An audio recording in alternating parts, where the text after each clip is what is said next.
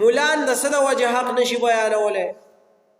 یاره پلانکې ملک صاحب به رانه خفه شي، یاره پلانکې حاجي صاحب به رانه خفه شي، یاره پلانکې خان صاحب به رانه خفه شي، یاره د تره د زوی مې دی به رانه خفه شي.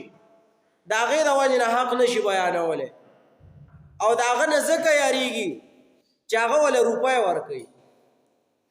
ځکه که دې حق بیان کړي نو هغه به خفه شي او چې هغه خفه شي نو دلته به من او سلوا په مولا باندې بند شي.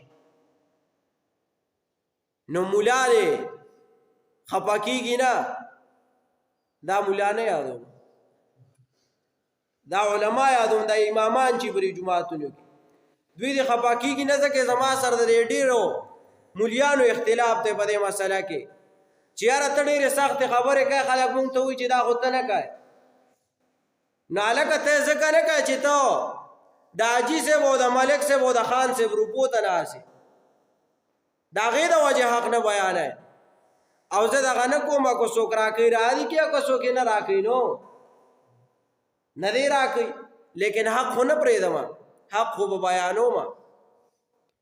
نو کله د ملک صاحب د لاسه حق پاتې او کله د حاجي صاحب د لاسه حق پاتې او کله د خان صاحب د وجې حق پاتې او کله د یو بل غاټ غونډه د لاسه حق پاتې. نو د دې د لاسه حق مه پاتې کوه ګوله، دا مداهنت دی. ښه مولي صاحب هم ورله دغه چلي هلکه ته یې تپوس وکړي دا پلانکی مسله ولې چې قرآن کې راغلی ولې په دې تیر شو.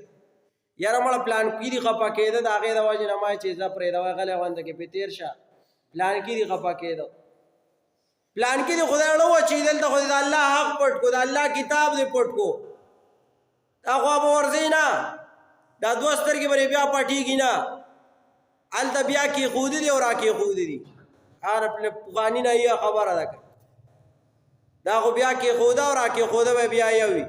نو دا مولا دې بیا خفه کېږي نه، مولا ځان له بل ځای اټیک کولاو کا، ځان له بل کاروبار شروع کا، ځان له بل څه مخه روانه کا. د جومات پیسو ته مه کښېنه، جومات کې به تاله څه درکوي، اره چا خبره ډېرې درکوي چې 10,000 دې درکوي 12,000 دې درکوي. او نن سبا چې اسپتال ته لاړ شي نو په اسپتال کې پوره 100,000 په یو ځای لګي او خدای دې لا بیا چا سره په تحصیل کې کیس مراولی چې د جنګ دې کړی نو یو 100,000 هلته په یو ځای لګي. نو دا بیا ستا په 10,000 میاشت باندې دا ډکېږي، نو د هغې د لاسه به تا حق پټ کړی نه وی بیانوي.